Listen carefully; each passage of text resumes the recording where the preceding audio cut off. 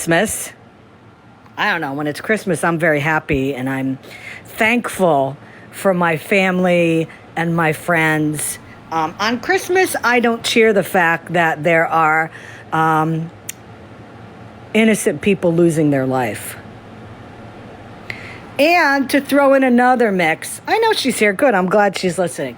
And to throw in another mix, another thing in the mix.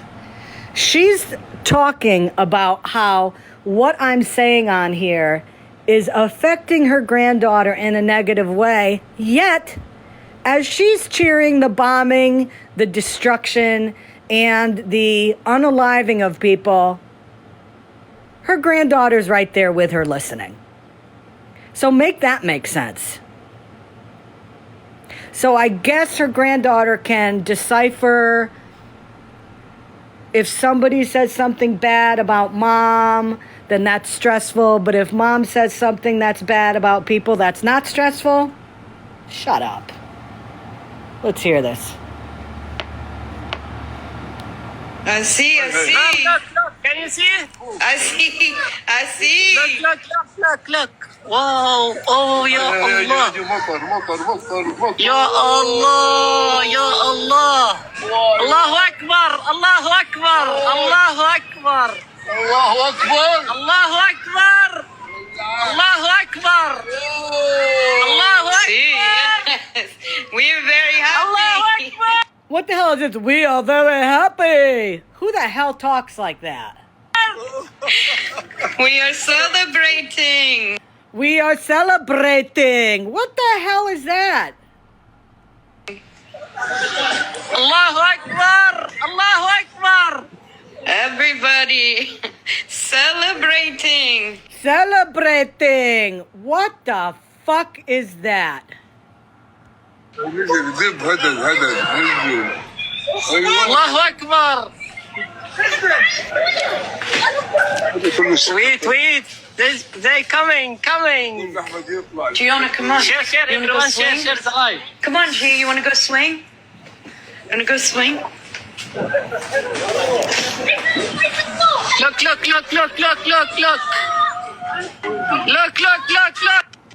Look. It's like Christmas. Iran. These are bombs, y'all. Just like Christmas. I don't know what the fuck Christmas was like in her house as a kid.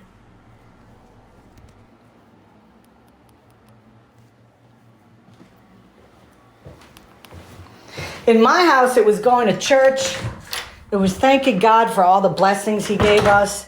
It wasn't celebrating the fact that innocent people were going to lose their lives, but that's crazy snarky.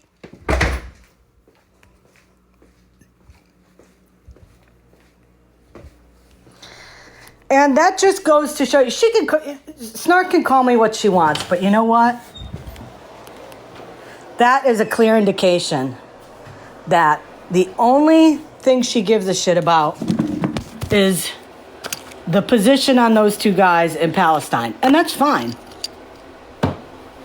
But as a humanitarian and as her name is, what is it? Her most empathetic is one of her accounts. Really?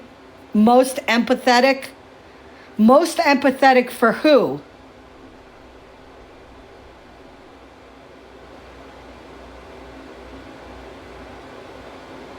Most empathetic for who?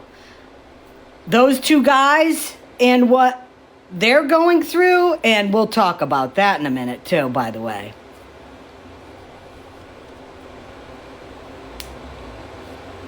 So you only care about the people that are losing their lives in Palestine, especially in the Gaza Strip, but you don't give a shit about anybody else. And that is her in a nutshell. Now, as Tiff is coming up here, I want to go over something that she said today. Okay, when she started talking about Tiff this morning, she said that Tiff was on a live last night, dry begging for money to fix her car, and was even talking about a GoFundMe. Now, Tiff, I'm going to pause and I'm going to let you go, girl. Mm-hmm. And All Tiff, right. let me tell you this. I absolutely support you 100%. Thank you. Thank you. So yesterday I had posted a video saying, it was the first time in quite a while that I had woken up that early because, as we know, I have chronic illness and I have leukemia. So I had toyed with the idea of going live all day and boring the shit out of everybody, So I tried. I was doing a live-a-thon and I would go live for a while until my phone needed charging. So I talked about a number of different things, including streaming Sean.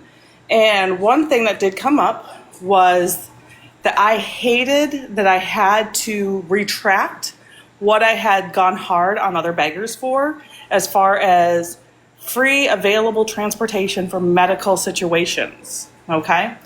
Now that I have bigger car issues, because I also addressed that I had purchased the car for $2,000 cash, and we're talking about a foreign vehicle. I only purchased it because it was $2,000. And at the time, I knew it had an oil leak, and that was all I was anticipating fixing on it. So, and I know that foreign vehicles can be costly to maintain.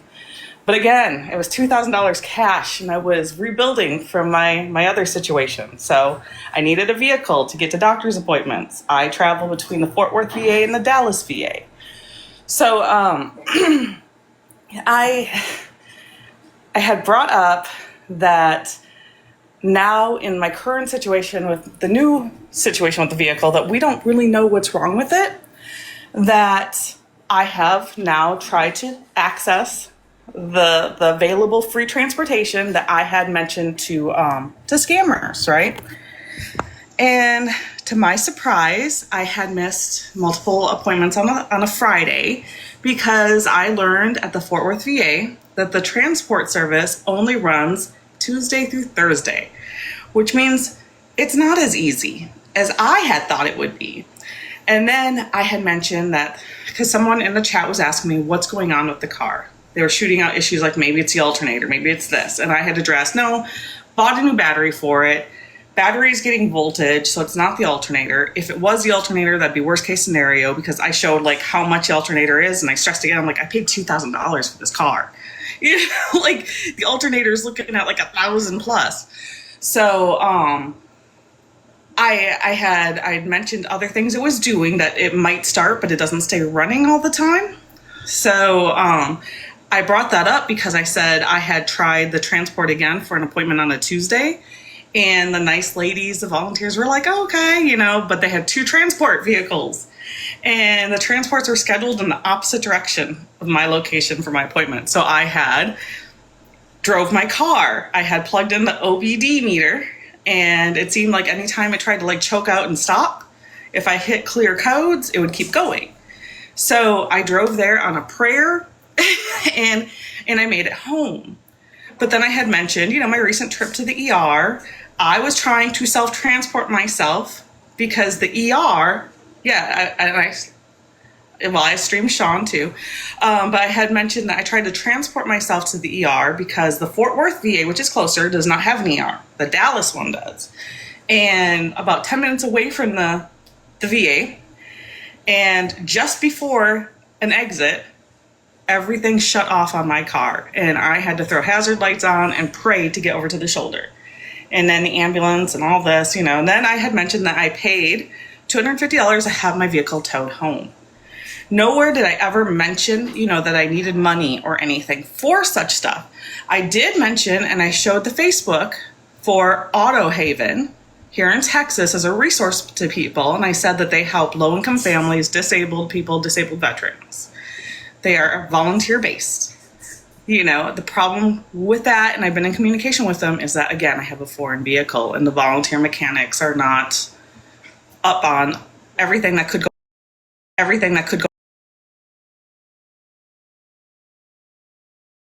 helping me. Someone in the chat, I don't remember who it was, had said, do a fundraiser, Tiff. And I said I could never do a GoFundMe, especially as hard as I go on people. I could never do a GoFundMe for a vehicle. I will figure it out. I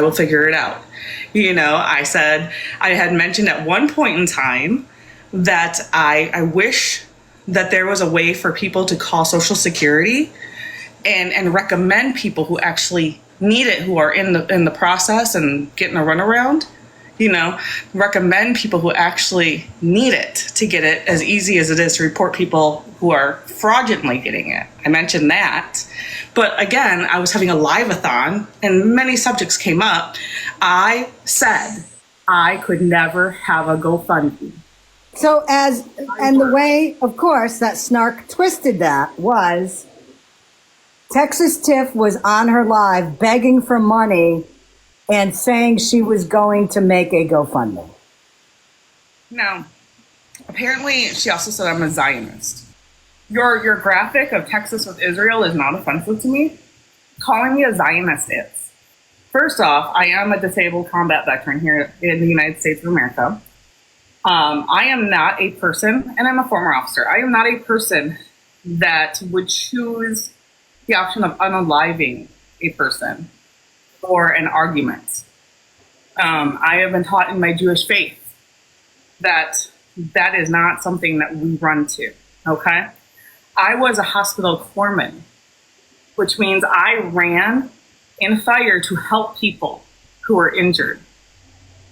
And I helped civilians that were injured as well.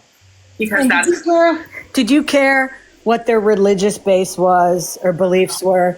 Did you care about whether or not their parents maybe came from another country? Maybe they looked different than you. Did you care about that? Never. I cared about human life. Human life. You could have actually had a pew pew aimed at me. And if you were the one hurt, I would still help you. And I say that because people in my DV situation have told me that maybe it's time that I own a pew pew. And I have flat out told people I know, because I would rather use it on myself than him. So to call me a Zionist, that is offensive. And it is completely just uncalled for. I'm going to show, I have a lot of tattoos. And when people ask me which one means the most, it's hands down this one right here. It says freedom, but the top of the M is a bird flying away. And excuse me, I have got COVID. So the reason for this tattoo and the location is because my great aunt Corrine, she escaped from a concentration camp. So if you want to talk about, genocide, she escaped from a concentration camp with the love of her life. But during the escape, there was pew pew fire, and he passed away. He didn't make it. She had to keep running without him. She never sought love again. Never. Many people thought that she was just this angry, bitter old lady who had cats. I took the time to help her when I would see her walking, because we lived in Minnesota at the time, when I'd see her walking with groceries. I wanted to know her story. I wanted to know my history. And she had forever, and people had told her, cover it up, cover it up, cover it up. Oh, Sadie, no, she had forever had her numbers right there. Her numbers right there. And if you know what the numbers were. Yep. So to honor her and to honor my family, freedom. We want freedom. And I can tell you that what's going on over there comes up in my synagogue all the time on how we can help people. I have family in Jerusalem. I have family in Tel Aviv. They try the boots on the ground to help people. You don't see people in Israel sitting there celebrating when You they're see them protesting. Right. And the thing is because what we realize, the media is not going to get the views that they get if they say, oh my gosh, this is bad right here. They're not going to show you all of it. Okay?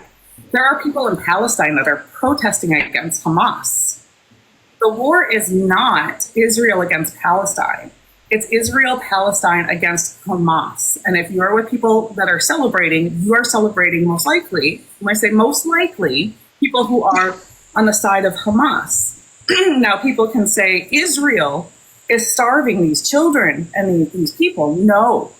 Hamas is using these innocent people as shields to do what they're doing. Hamas is the reason for the genocide. Israel is not going to allow aid in when it's being sucked up and stolen immediately by Hamas. Hamas hides in hospitals and schools and religious places, so yes, they're trying to eliminate Hamas. And if they're using the innocent people as shields, unfortunately, innocent people suffer the most. And that is not something that we celebrate. We are not celebrating that. Not at all. We are not celebrating the loss of life. Hamas is the issue. It's not Israel, it's not Palestine, it is Hamas. It is a group of people. A terrorist organization. I mean, let's say it. They're a terrorist organization. So before I believe, and I'm going to say this, Snark, I believe that your heart is in a good place. Okay? I'm probably going to be the most rational person that's going to come to you with empathy. I believe you are operating in the right place, okay? But I think that you have gotten wrapped up in the wrong people.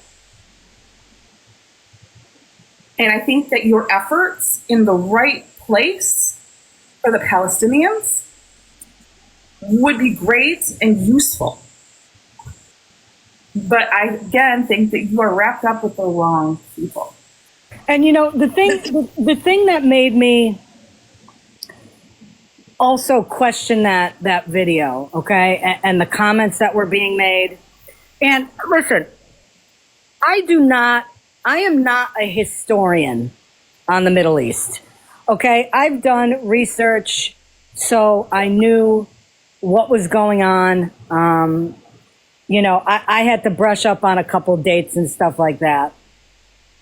I had to do research into Hamas because I wasn't 100% sure of what was, what the organization was all about. But one of the reasons why I was so shocked by that video is one of the largest financial supporters of Hamas is Iran. And if a lot of Palestinians do not agree with Hamas, but unfortunately they don't have a voice, because if they speak out about Hamas, they're going to get arrested or worse. Right. And that's why you have a lot of freedom here in the U.S. because you cannot bounce back and yell at the government and the leaders in these other countries freely. You can't. My question is this, though. How can you cheer on a country that is supporting a terrorist group that is destroying your state, but then cheering on the fact that innocent people are being unalived? Right. And one thing people need to realize is like I explained to you, it's like a divorce. A war is like a divorce with children, right? But this is like a war with a narcissistic spouse with psychopath tendencies and children involved. It's the same thing as a cheating person. Like you meet the love of your life, but they were married and you were the other person, right? Do you really think if you get together with that person, they're not going to do the same to you? So if people think that siding with Hamas and fighting against Israel and, all this is okay, do you think that they won't turn around on you later when they decide they want something more, something else? You need to really look at who you're with and the choices you're making. And, you and I discussed this briefly this morning, okay? I think we did. I know I had a long conversation with my wife about this. If you guys saw an interview with Netanyahu yesterday,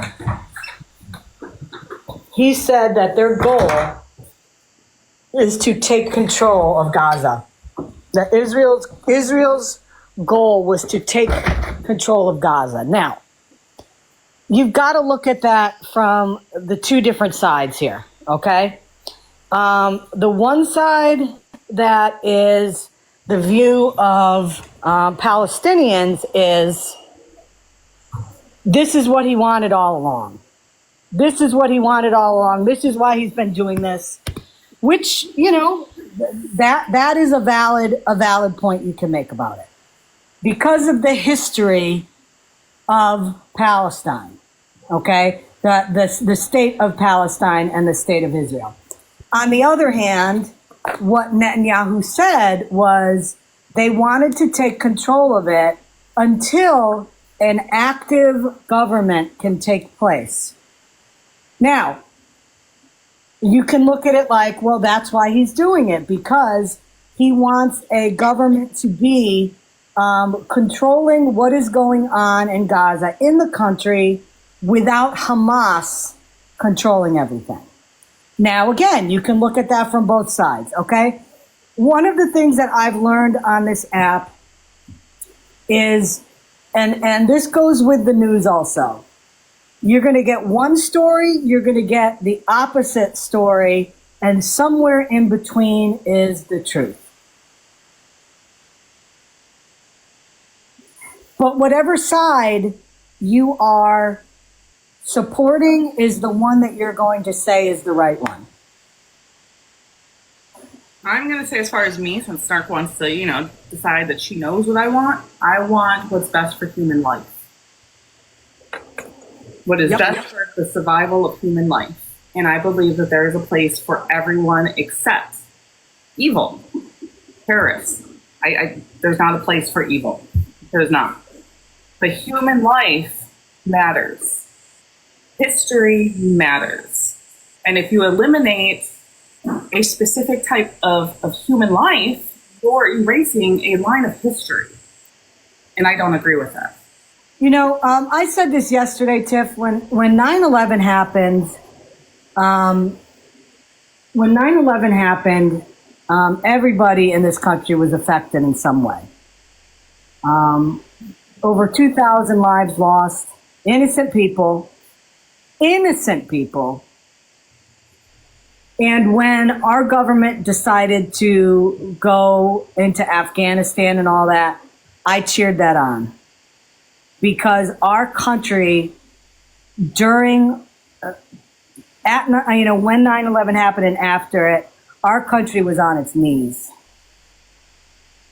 And I was happy to see that. I was happy to see them go after the country that